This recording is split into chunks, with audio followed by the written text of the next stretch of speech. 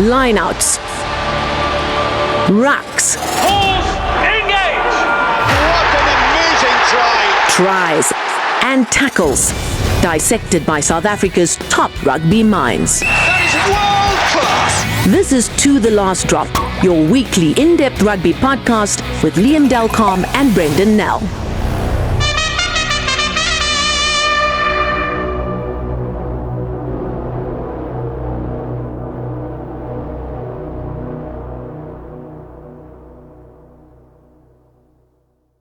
This is To The Last Drop. I'm Brenden Nell. And I'm Liam Delcom. Liam, last week we had a very good guest, SA Rugby President Mark Alexander, and we've decided we had such a good chat about the equity deal last week that we didn't get to much of the other stuff. So Mark's joined us again, and thank you, Mark, for your time. We really appreciate it. And I thought we'd continue because there's so many topics in SA Rugby that we can't just focus on one, because I'm sure Mark wants to talk about something else than the equity deal as well. Yeah, I think we're all a bit tired of equity.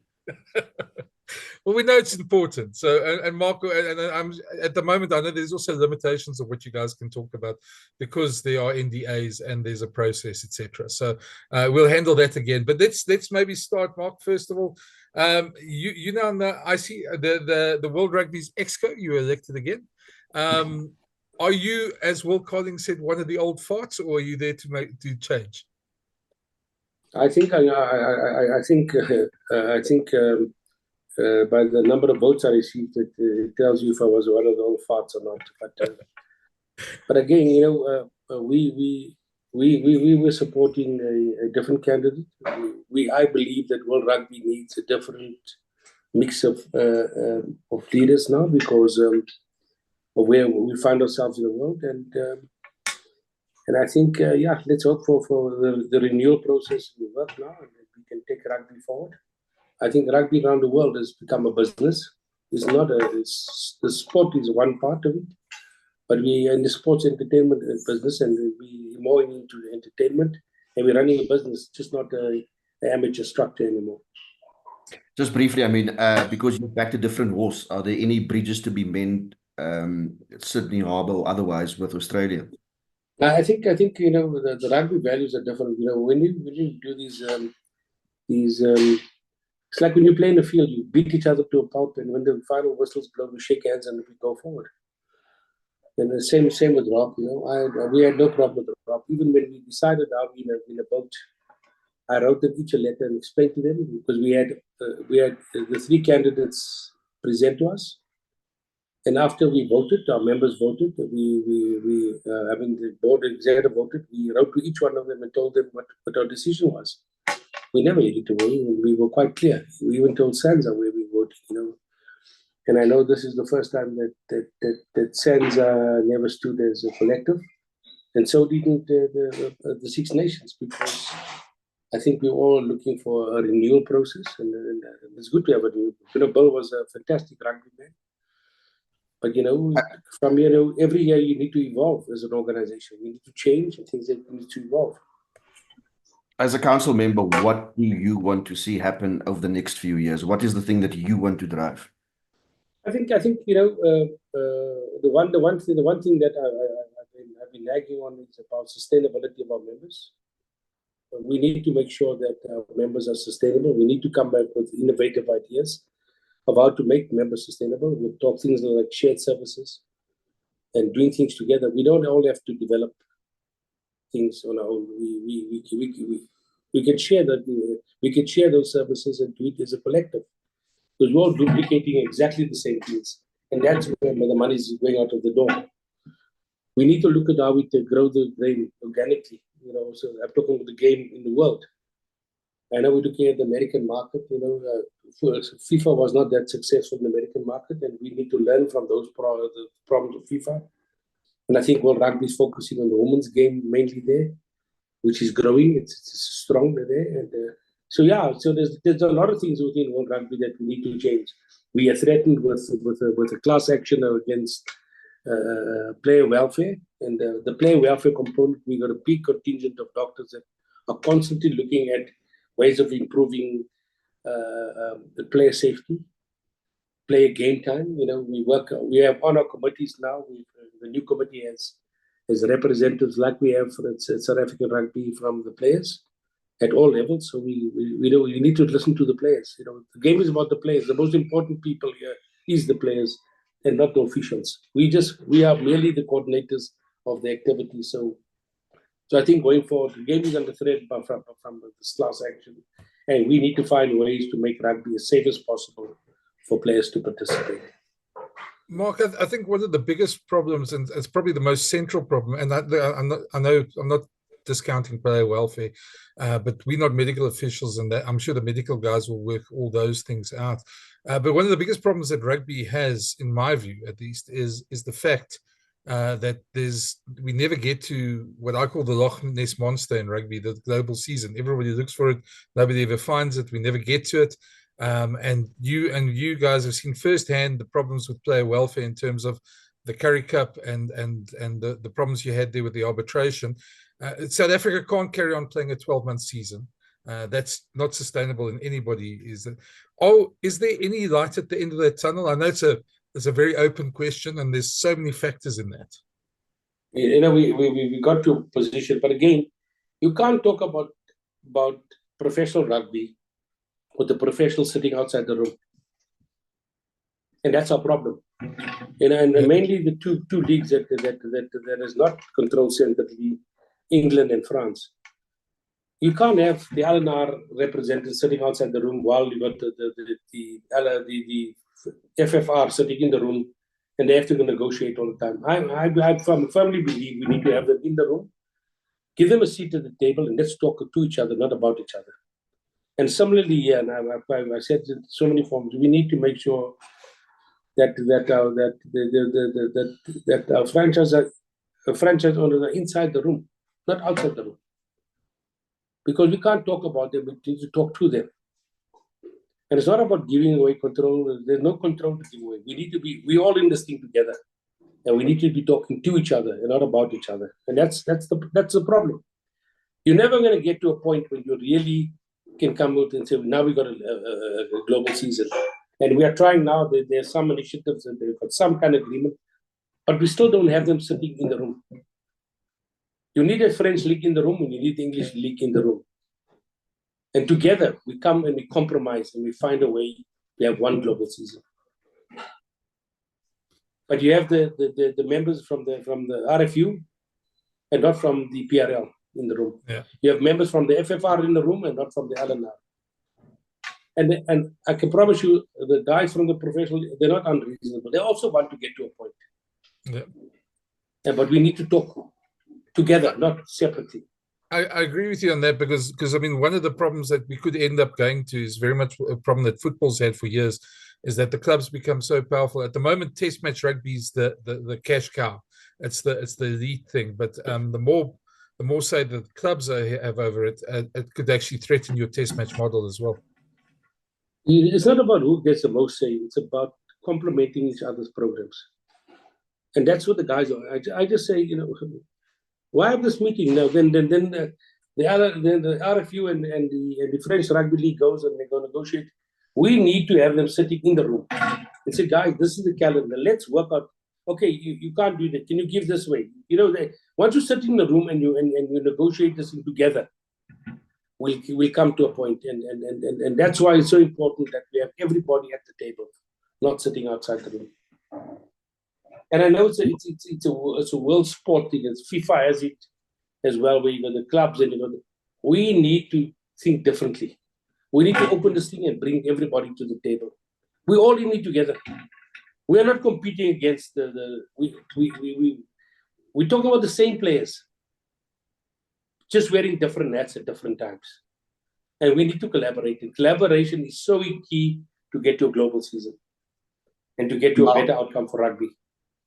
Mark, if people are a little bit skeptical about that, whether it's players, whether it's fans, because we've heard about global season for I don't know how many years. Over 14 years, we're talking about it. But a lot has been said about it. A lot has been promised. Why should it be different now? In other words, why should people believe that we will actually get to a point we get a global season. When, as you explained earlier, I mean, when officials arrive at these meetings, they obviously have their constituents that they have to represent, and they're not necessarily pulling together in the same direction. And you must understand. So you see, let's just look at the RFU. The RFU, when they get their players, they pay a lot of money to get their players back. They pay a fortune, but remember, they got this cash cow called Twickenham. Not only rugby, that thing generates money for them. When we play there, they do £8 million profit per game. So they can afford to do this. So there's no real urgency to get this thing over the line. We need to make sure that when we talk rugby, we have all the rugby. Everybody involved in rugby must be at the table. Everybody involved in the professional arm, the amateur arm, because now those leagues, the PRL is not sustainable. The URC is not sustainable. The EPCR is not sustainable. So, we need to be talking. We need to collaborate more. So I think where we're moving now with the players at the table, I think we're moving closer to each other. And I certainly hope that in the next few years we can announce the global season. Just so. Okay. I'm on a meeting. You mentioned the URC a moment ago. South Africa started off in that competition, and of course, we were also involved in the EPCR. We didn't start off as full members, but in the not too distant future, we will have membership. How will that change things for South African rugby, especially from a financial point of view? I think we now not only spending money, we're getting money back. For the last since 2020, but give us numbers. I can't give you the number. The numbers will change annually, changes, but at least we'll get our money back. And I'll just give you an example. When we were in Super Rugby, we used to get 160 million back into the system. That 160 million in that system now we paid. To date, we paid 1.9 billion contribution to participate in there. And by the end of June this year, we become a full member. It's been tough. It's an investment we had to make. Otherwise, our professional game as we know it would have been over. So I think, at least we'll get some money out of that. But still, that's not going to be enough to do what we have to do with all the programs and the pressures we're getting from World Rugby, from our government to deliver women's game, to deliver that. We're not as the other international countries that have major handouts from government. When the COVID was happening for the RFU, they got 356 million. To help them, to bail them out of the problem they had. We didn't get that. We had to sustain ourselves. We had to take loans and to sustain ourselves and to help our members to be sustainable. Otherwise, the rugby, as we know, would have been stone dead.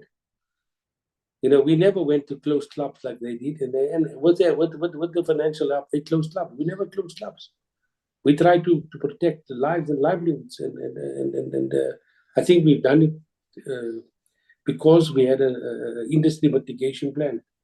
We brought the Players Union, we brought the Sareo Employers Union, we brought SARO, and we came with a plan. But if we didn't do that, we would have been in trouble. So yeah, it's tough, Liam. I hear you, and I just hope that with the players now participating at the highest level of World Rugby, we can change things and change it for the better for all of us, for all the players. This is about the players. It must be better for the players. It must be better that we can deliver our programs and all participate in the things that World Rugby has put out to develop.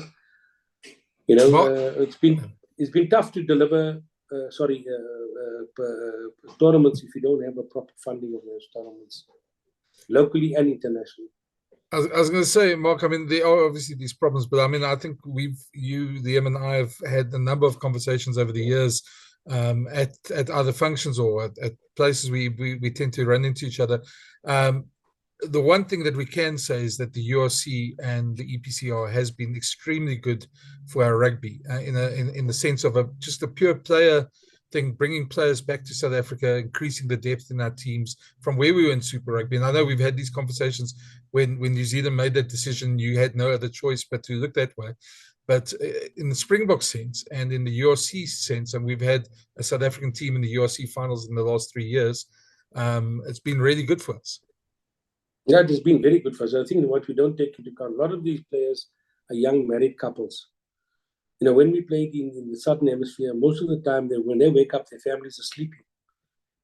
And then what happens? You now have to wake up at 2, 3 o'clock in the morning to talk to your kids. And because you've got small kids, you need to be in touch with your family. And then player welfare goes out of the window. And the traveling alone, you know. Actually, you know, if you look at the championship even that we play now, it's not really sustainable. We just about make it to play in there. Now, consider the time zones. Our time zones are good for us because it's good for television back home.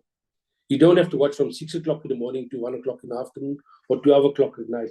The time zones are perfect for us. So we can watch our players play. Our players are coming home because most of them, you speak to a guy like Vincent Koch, he'll tell you the problems he had by traveling to the Southern Hemisphere. And there are so many other players who tell you about just the time zones got to them after a while. And the long trips, those 4-week trips, 4-5-week trips to Australasia got to the players eventually. It was good while it lasted. And look, Super Rugby was good for us when we started. The championship is still good for us, but it comes at a cost. And where things are going, it's all about the players. It should be all about the players. And if it's good for the players, it's good for us. You make it sound as if there is absolutely no chance whatsoever in future of South Africa involving itself in a competition with Australia and New Zealand. You know, we were asked about that, and yes, we would consider, but you make us an offer. You know, it's cost us to you know, we also remember what happened to us when we were dropped overnight. That there was no forward planning that we will be on our own. We were on a meeting until 3 o'clock in the morning, and 7 o'clock in the morning we woke up where people started phoning and saying, "Listen, you guys are out of Super Rugby. What do you mean?" And then we read about it, and we need to react rather quickly. So as I said to them, you better come with a bloody good offer. But we have now invested in the North. I mean, we are focused on the North. To go south again, there must be a hell of a good offer, and if they can take any of our other teams. But it must be financially sustainable for us. It must be so good that the players can be rewarded justly. So, Marco, that decision by New Zealand, of course, I mean, I think we've seen it over the last year, how that's almost backfired on them in a way, because they're seeking out more contact with us. And one of the nice things that you guys have got on the table, and we last chatted about this when it was very much at the planning phase, is the All Black Tour, the tours that have resumed. Now, that to me has probably been one of the best successes, because I love old school tours. I think the Lions tours have a very special place, and I think South African public is going to love it when they see an All Black team touring around the country, and vice versa in New Zealand. So that's something very exciting to look forward to in the future as well. Yeah, that was great. You know, we spent time. We need each other. We bring the best out of each other, the All Blacks in South Africa. And I think this tour that we've planned now, and we've got a team coming out. You know, we more or less got the schedule and stuff for the 8-week tour in place, and we're just finalizing the nuts and bolts. But that's going to be good for rugby. I believe it will be bigger than the British Lions tour to South Africa, because it's the interest worldwide is unbelievable. And we're hoping to have a launch game later this year somewhere in the world. So it'll be a big game for us to go launch, and it's going to be exciting. It's really exciting. And the South African, especially this year, we won't be playing them locally. So we'll actually be starved of rugby come 2026. You know, we'll be starved of seeing the All Blacks locally, and then we'll see them for 8 weeks playing against our franchises and our national team. So we're excited about that. We had a problem when we were kicked out. But like that's rugby. They kicked us out. We moved on. They moved on, and we're back, and we're working together well again.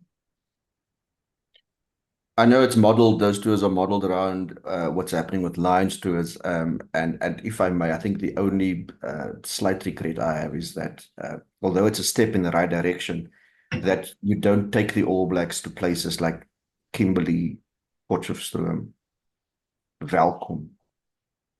Maak hulle sag eerste, and then you play the test Play match. the Lilleboere first, and then four of them go home, and then you go play next against somebody else, another 4 guys go. But before the tour actually starts, so we soften it up.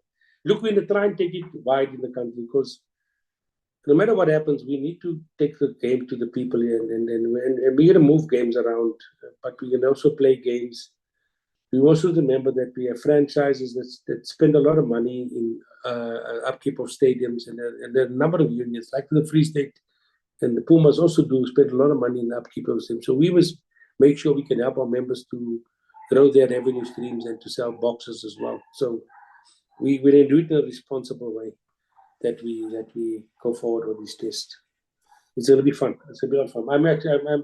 I'm just waiting for the final sign off of this team before I start to think about the Black Ferns and the Maori over that same period.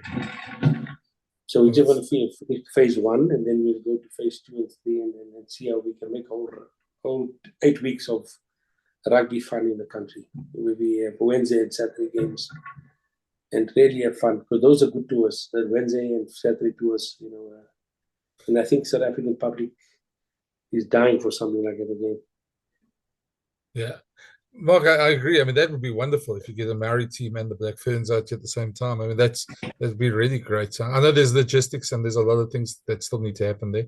I was wondering why you're talking there. I mean, there's an obvious. We spoke about sustainability in the last chat, and you mentioned it in this one as well. So there's obviously a tour like that ticks all the boxes in terms of being sustainable, because there's a huge public interest. But are there any other tours that could be? Are we going back to a stage of tours? Because I know World Rugby is focusing more on the World Test Championship, which brings other sort of questions of Middle Eastern countries and sport washing and all that sort of stuff into the conversation. But are there any other tours that are sustainable? And second of all, just on that as well, Australia were quite upset when they found out about it, about that your guys' plans. Has that, we asked you last time with the World Rugby vote, has that been mended? But are there any lasting consequences on that? No, I think I understand. The Australians come to terms with it. Our partners have come to terms with it. We were open with them. We went to the meeting. We explained to them what we want to do. We explained to them that, unfortunately, it's the matches between ourselves that generate the money for us. We also looked at ways of how we to complement their programs over those the years 2026 and 2030. So we also going to make sure that we also don't kill the championship. The championship will continue. We will make sure we can complement that. So yeah, it's all not doom and gloom for them. They got other opportunities over the period. So we will play against them as well over the period, the two teams, but this is our focus now, and I know they were upset, and so was Argentina. But again, we can be sympathetic and hold hands with them and sing Kumbaya, but we're going bankrupt, and then we all go bankrupt together. We need to generate money. We're not getting enough money. We also try to speak to World Rugby about releasing some of the inventory back to us for the World Cups. World Cup costs you a fortune, and the distribution we get from World Rugby doesn't even pay a portion of our bonuses for that period. And the building up to World Cup costs you an arm and a leg. And if you look at how FIFA does, they give their player members 40 million, and then as you progress, you get more money. And the 40 hours we get 40 million over 4 years. Well, just under 40 million over 4 years, and it's not sustainable. You can't build a product like that. And if the money is good enough, we're asking for possibly give us the front of the jersey back, because that puts a lot of money back to the unions. Those 12 tier 1 nations, you can just get the fund back. We can sell those for the World Cup years, and we will sell, not competing with the World Rugby sponsors, but just give us that front back. It's just to help the unions be more sustainable. Give us the platforms. You got the Rugby Pass. You got that platform there. Why can't we use that platform and white label it? That we can have, you can have a South African Rugby channel. You can have a New Zealand channel, a Fiji channel. We pay you for that, but you got it, you developed it, you bought it. Let us just use the same platforms. And those are the type of things we're looking about sustainability for the teams. Because if out of the 12 tier 1 nations, if one or two of them fail, you're not going to get the same value from the sponsors for your product. You're not going to get the revenue you're expecting at the World Cup from the World Cup, because the 12 tier 1 nations is your core product at the World Cups, and that's where World Rugby generates most of its money. So we need to think out of the box, that we also don't kill the World Rugby's pipeline, but also grow the pipeline of its members. Mark, we often hear about sustainability, and there's not enough cash coming into the game. Shouldn't the case then also be made for rugby tightening its belt collectively? Because there is in terms of expenditure and I suppose in many ways unnecessary expenditure, that is needed if the game is going to actually grow in the key areas, in the important areas. Are those conversations being had, or is it? I think we need to keep up with football and other sports to sort of grab eyeballs? We had our first meeting in September regarding sustainability. So there's a couple of work streams that we've done with the members, and mainly the top 12. And that's not only for the top 12. You can't get all the nations there, but at least you got the top 12 tier 1 nations there working on a plan to look at ways, how can we collaborate? Collaboration is important. We don't all have to develop these things. If we collaborate, we can reduce our overheads. And that is key for this thing. Yes, they have started that. The first meeting was, I think, on the 25th of September this year. And there's a group, and we've got work streams. The CEOs of the various structures are part of work streams that will look at a plan to make us more sustainable. Mark, just one sidebar was something that's important to me, obviously, and I felt, and I've said it on the show as well, the World Rugby maybe messed up the World Cup Sevens in Cape Town, and logistically with the schedules and things like that. And the Cape Town Sevens has struggled to recover. That was, before the World Cup Sevens, probably the biggest tournament in World Rugby for Sevens. And since then, you guys have struggled to get the crowds back for a number of factors. The schedule keeps on changing. This last weekend, less games as well. Very different schedule. Is that being addressed? Is that being looked at? Is there a plan to make Cape Town? I know it's just this last weekend, but last couple of weekends. But yeah, is there a plan for that? Yeah, I think there's a plan for that. I think we've been handed back the competition to deliver. So we now, before World Rugby was delivering the competition, there was a belief that it could generate more revenue from each person participating who attends the sevens, and it failed. And I think we identified that some of these changes failed, and now they're handed back to South African Rugby. So yes, it's in the we are taking the full control of the sevens again, but World Rugby structure around sevens have changed. And they've got a work group working on that as well, because that was one of the problems we had by trying to control it centrally by World Rugby, coming to countries using the same model you use in Singapore, the same model you use in Perth. It failed, and World Rugby, I think, is the first to admit it failed. And so now we're going to a more hybrid model where certain countries will deliver their own program, and in certain countries, World Rugby will deliver the sevens. So I think, yeah, we lost a lot of money with that. Mark, we probably need to start wrapping things up. I've got a question for you, and it has to do, again, sustainability, but in a different way. The Springboks obviously are on the crest of the wave. We've seen a period of almost unprecedented success, 2 Rugby World Cups and all the other accolades and trophies that come along with it. Obviously, with that is the responsibility to keep momentum In terms of sustainability, not sustainability, but planning ahead, what do you have in place in terms of whether it's players and whether in terms of coaches? Obviously, one man has driven this process, Rassie Erasmus as coach, as director of rugby before he took the head coach job again. In terms of continuity, what do you have on that front? Part of rugby's mandate, Rassie's mandate is to work on succession. And I think, if one looks at what we've changes we brought into the whole coaching structure now, looking at rugby as a whole, what we've done for the under 20s, what we've done for the sevens, we've changed the coaching structures for rugby by bringing in consultants and specialized consultants to work with young coaches and help development. You can see the role that Swayze's playing. You heard about Johan Ackerman coming to help with the under 20s. And then there'll be more people brought in. So that is one of Rassie's key deliverables is succession. And I don't want to steal his thunder. That I think the details of that succession you need to speak to him, but we are working on succession because it's rather important for us to have a proper succession plan so we can keep up with the continuity. The big problem was before we used to change every 4 years.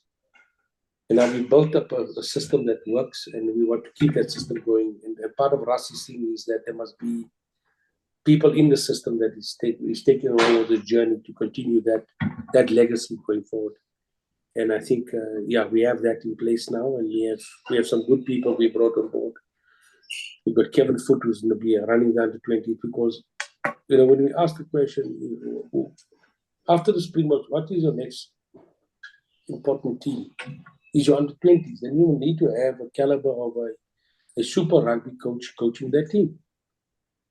You need to have a strong coach. If you look at what the teams that came in, John O'Geep and those guys that came with the All Blacks, and you look at the English battery of coaches that came with the under 20s, because that is your next important platform. So if you've got a good nursery, then you've got good continuity. And now that's what we're trying to build up. We're trying to build up a group of coaches that is good enough to coach Springboks to take this thing forward for us. And within the Springbok setup, there are guys there that have been groomed. And if they don't make it, they'll bring somebody else into the system. But Rassie's job, looking at succession, is key to this thing. It's part of his KPIs. Sorry, I think I asked in a very roundabout way. I think what your average rugby fan really wants to know is there life after Rassie? There is life after rugby. Rassie, not after rugby. Rassie. There is life after Rassie. And I think Rassie is going nowhere very soon. Rassie is enjoying what he's doing with Rassie loves rugby. That's him, and he's worked on a number of people, and he keeps on working with people. And you talk to the players, it's not about one man. He works with the system, and he takes a whole lot of people with him. You've got young Dwayne is also there, and Dwayne has been working with him for over a period now when he was still a player. And I think there is life after Rassie, but Rassie's doing well. He's not going away fairly soon, hopefully, and hopefully his health holds out. He's done well, good things for South African rugby, and we hope he stays in the system for quite a long time. Mark, it's been a very interesting chat. I must admit, we probably could go on for hours, but I'm also going to wrap up. My last question for you is a very easy one. It's close to Christmas. What would you want for the coming year for SA Rugby? Would it be the equity deal to conclude, or unbeaten Springbok team, or what would your wish be? I want initiative. I want it could be the private equity or some other initiative that can make us be more sustainable. We need to be sustainable. If you look at our girls, we brought some coaching in, but we need money to make it work for the ladies. You need to play in the professional league. You can't play once in a blue moon. So money, we need to have a sustainable system. We need to look at sustainability. And I know it's a word we're throwing out for a long time now. But we go year in and year in. And guys, the one thing we do in South African rugby is meetings about finance on a regular basis. We have more meetings about finance than about rugby currently, because it's a thing that makes our systems run. And really, so we need to get more money in the system, but more money on organic basis, not a once-off. We get a once-off, we'll spend it, and 3 years down the line, we're back to where we started.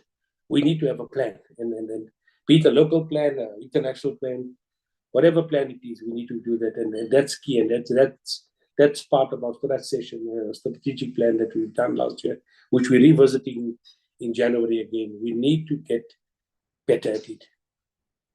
Unfortunately, money makes our world go round, and makes everything go round. So, but thank you again. And we have to. Last year, I think, while I got this platform, I think I want to appeal for people to look at what happened to Andre Snyman, and there's appeal to a system. He needs an operation. Appeal to the South African public. He's given his time to play for South Africa. Those who can afford it, please contribute to his fund to have his operation. Thank you. Yeah, I've actually been in touch with Andre as well. He's actually said he's going to come as soon as things settle down with his treatment. He's going to be on our pod as well. So I did actually have a chat with him yesterday about that. But yeah, it's I think there is a GoFundMe. So if anybody's listening to this, they can just search for it, and they can contribute there. But Mark, thank you for joining us, man. It's been great to chat to you, and we must have you on again at some point. Hopefully, not too long, and hopefully there's a lot better news on the equity deal then. No, thank you, guys. Thanks so much. Cheers. Thanks for your time, Mark. Thanks for being so candid. Thank you.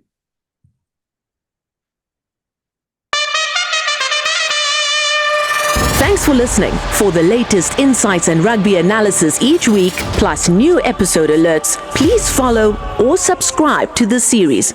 Or find all episodes at jacarandafm.com or the Jackpot app.